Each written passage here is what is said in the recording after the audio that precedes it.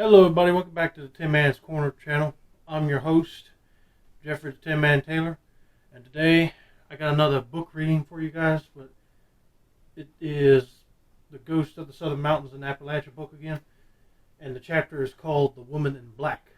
So, to set the mood, let's switch this over to night vision, shall we? Booyah. Alright, get ready for another ghost. Now, I already looked through this book and I said I might have to do two parts, but if I can hurry up real quick, I might do one. But anyway, at first, Isla Jeffers thought she was feverish and puny feeling because of the birthing of Jenny Sue. She was glad midwife Granny Moss had come back by the house to check on her, and felt all the more grateful since they lived a ways up in the cove. Granny had been delivering babies nigh on the 30 years. The midwife turned up the kerosene lamp, knowledge-wise, stared hard at Ela, who lay there in the iron bed, her face white as a muslin sheet, her beautiful shoulder-length silky black hair uncombed and tangled. Granny was worried. "Your color ain't good, honey. I was looking to find you just a chipper as you were after your last young'un. 'Member how when I come by here expecting to see you lying up in the bed and you was out puning in taters the very next afternoon?" Ela nodded weakly and searched Granny Moss's eyes, trying to fathom whatever secrets were contained in their green depths. Granny untied a bandana, and some small, clear drugstore vials tumbled out. But they didn't contain pills. Oh no. They held herbs. "I want you to take just a smidgen of this in a cup of hot tea every hour, Ela. This is the strongest yarb I've ever seen, and I was carrying some over the mountain to Neil Lyons. But there's enough for both of you." Granny put a pinch of the yarb in the cup, went over and got the kettle of hot tea of the wood heater, and poured in some hot water. When the liquid in the cup had turned a smoky yellow, she handed it to Isla, placing one arm behind the slim shoulders to help her sit up. "Would you fetch Gingy Sue for me, Granny? I hear her fussing.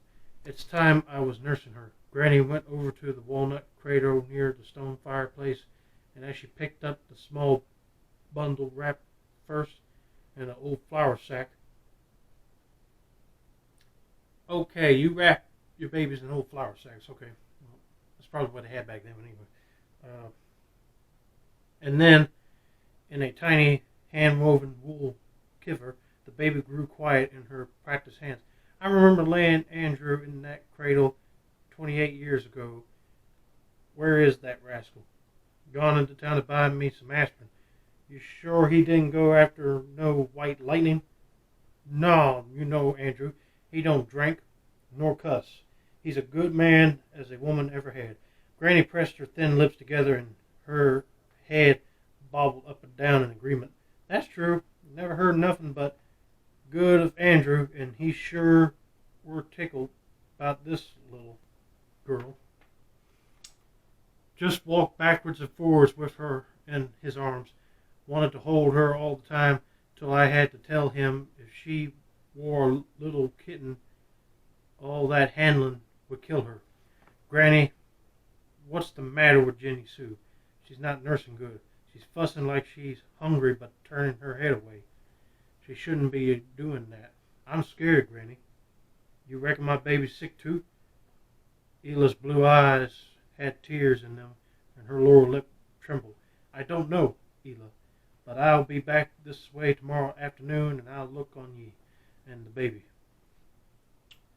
Something tells me that baby ain't nursing because it's sick or something. But if don't discomfort ye none. I don't know why you're speaking like that, Granny. Ela looked up at her gratefully. Granny hadn't gone over a mile before she met Andrew in his pickup truck.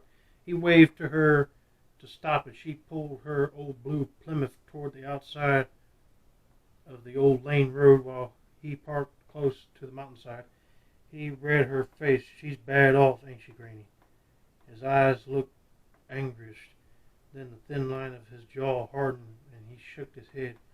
It's chancy. We just have to wait and see. Yes, wait and see. Now, if you could go get Dr. Curry to come up here. I went by his place. He's gone to Asheville and won't be back until late tomorrow afternoon. Can't you help her any? I left her some of my medicine, Andy. I'm going to stop to see Isla on my way back from Union Camp area. But she didn't get back the next day because Neil Lyons went into labor and the baby didn't arrive until late that night. She stayed on at the Lyons house 2 more days, which Granny almost never did, but Neil was quite weak. Well, Lyons was mighty good with cattle, but he didn't know much about how to help take care of a new baby. The morning after Granny left, Will was down at the barn before daylight, milking the cows.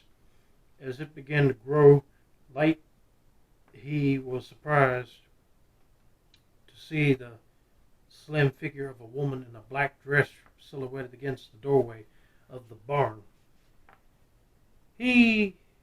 Her features were not visible in the semi-darkness, and there was nothing familiar about her appearance. When he spoke, she held her head down and made no reply.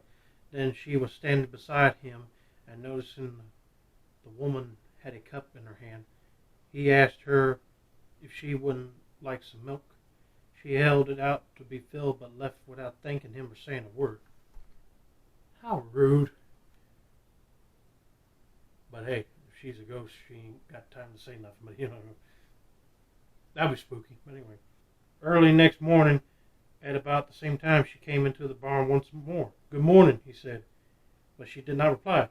Once more, he filled her cup, and he thought he saw her nod gratefully, but she still did not speak.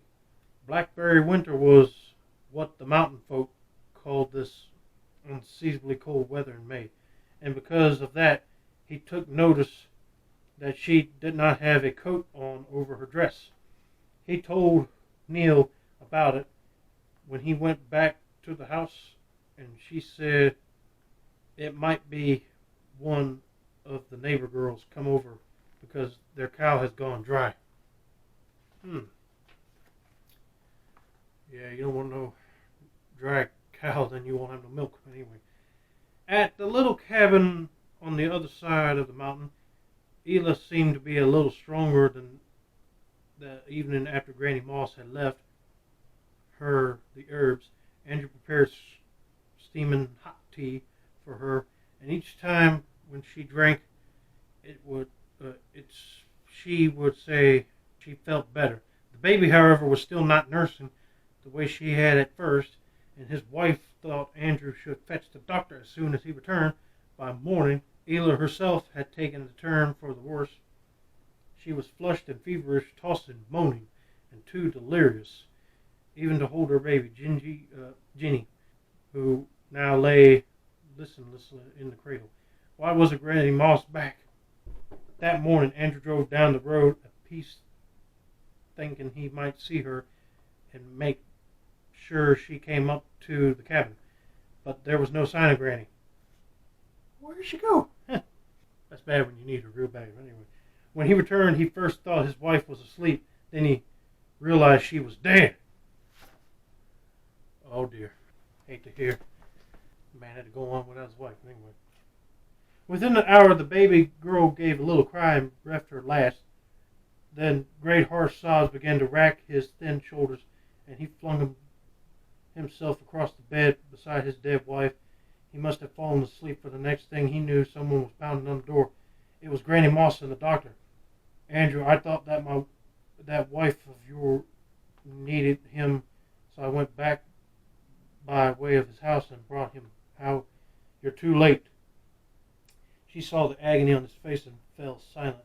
Andrew stepped back to let them in. The doctor went over to the bed first, looked down at Isla, and didn't even bother to take her pulse. "Where's the baby, Andrew?" "It's in the crib." He picked up the limp little form and then very gently laid her back in the cradle. "I doubt I could have done anything even if I'd been here. Everybody that had this fever had been mighty sick with it. I thought we'd lose more folks than we did. Andrew, I'm sorry as I can be." "Yeah, I am too." The funeral was held the next afternoon in the little cemetery on top of a nearby hill.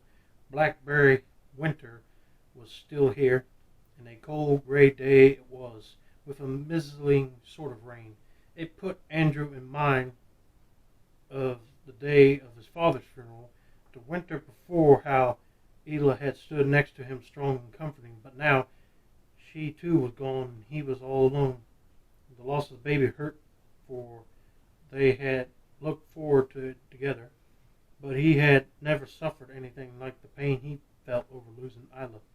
"O death, where is thy sting? O grave, where is thy victory?" The preacher's words voiced in infinite. And as he heard those words pronounced to comfort so many over the years, a vast range engulfed him. He knew Isla and their child were in heaven and beyond any more suffering. But what about him? Didn't God care anything about him? Why did he, Andrew, had left? He had never felt as close to the Lord as his wife had always seemed to be, and today not at all. Andrew raised the collar of his overcoat up around his neck to shield himself from the wind, but the worst chill of all was inside him, and it took every ounce of his determination to keep from shaking. Lord, he felt like he was freezing to death, and it was inside of him. Will and Neil Lyons talked about how sad it was and how bad Andrew was looking.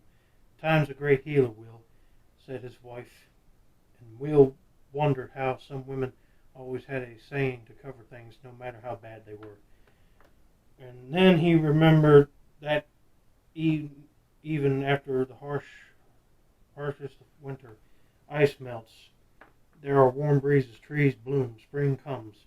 Maybe his wife was right.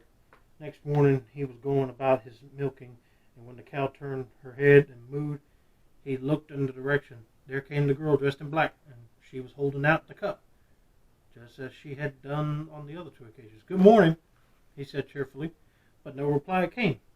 Okay, at this point I'll be like, "Why are you not answering me?" Right, anyway, he didn't try to talk to her anymore, and she stood there without a word while the only sound was that of the warm fresh milk spurring and the ping as it hit the inside of the tin cup. He decided that this morning he was going to follow her at a distance and see if he could find out where she went. As she left the barn, he rose from his milking stool and quietly walked after her. Better be careful. But anyway, it was a pewter gray sky now instead of black, and he could see the dark, slim form seemingly glide along ahead of him. As they crossed the pasture, he about 50 feet behind her, she went through the brush around the side of Big Bear Mountain, with Will following. He worried that a careless step along the path might start some of the small, loose rocks rolling, and he would be discovered. The sun would be up in a few minutes, and then, if she looked back, she would surely see him. For now, they emerged from the woods. She took the muddy little road that led up the back way to the top of the hill, and walked at such a pace that Will could scarcely keep up with her. But by now he knew her destination. This was the road the grave diggers sometimes used, and across the top of the hill was the community cemetery. For the first time he began to feel uneasy. He was surprised to see the cemetery gate standing half open, and through it she went, only stopping to pull it closed behind her. He thought then she would see him for certain, but although she turned and was facing him, she didn't appear to be aware of his presence. He followed her only a few feet further and then stopped, hidden from view behind a large tulip poplar. As he watched, the girl walked over to the grave, and as he peered between the stones, she vanished. Shocked and incredulous, Will Stead did not doubt what he had seen. On the way home, and this time he took the main road, he saw Jake Jackson rattling along in his old truck. He hailed him. "I'm on my way to set out a loud load of new Christmas tree seedlings. You want to help, Jake? I need help myself. How about turning around? I got work to do. Where you want to go? To the cemetery." "Cemetery?" "Yes." "You got a shovel on this truck?" "Sure do." Something in Will's expression made him turn around, and they headed up the hill. When they reached the graveyard, Will went around to the back of the truck and got the shovel. "Can you find another?" "Just this small one." "We'll bring it along." He led the way over to a freshly dug grave at the edge of the cemetery. "Why, this is Isla Jeffers' grave. She died of the fever only a few days ago. We can't go digging her up." "I got a good reason for this, Jake. Now, don't be squeamish and just give me a hand."